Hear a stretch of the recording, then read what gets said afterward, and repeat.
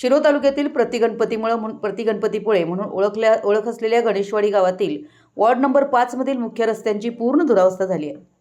रस्त्यावर मोठमोठे खड्डे पडले असून पावसामुळे रस्त्यावर पाणी साचून रस्ता चिखलमय झालाय. गणेशोत्सव अवघ्या काही दिवसांवर आला असताना बाप्पांचं आगमन याच खड्ड्यातून होणार का, असा संतप्त सवाल या वॉर्डमधील ग्रामस्थांमधून उपस्थित केला जातोय. सध्या या रस्त्याची अतिशय दयनीय अवस्था झाली आहे.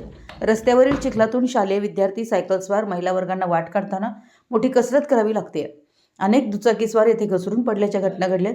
गेल्या अनेक महिन्यांपासून या रस्त्याच्या दुरुस्तीसाठी ग्रामपंचायतीकडे वारंवार तक्रारी करण्यात आल्या, मात्र केवळ आश्वासनांचाच पाऊस पडलाय. गणेशोत्सव काळात येथे भाविकांसह मंडळांची वर्दळ वाढणार आहे. अशावेळी चिखलानं भरलेला रस्ता गावाच्या प्रतिमेला गालबोट लावणार आहे. दरवर्षी आम्ही मोठ्या उत्साहात बाप्पाचं स्वागत करतो, पण यंदा बाप्पांना या रस्त्यावरील खड्ड्यातून, चिखलातूनच आणावं लागणार की काय, अशी परिस्थिती आहे.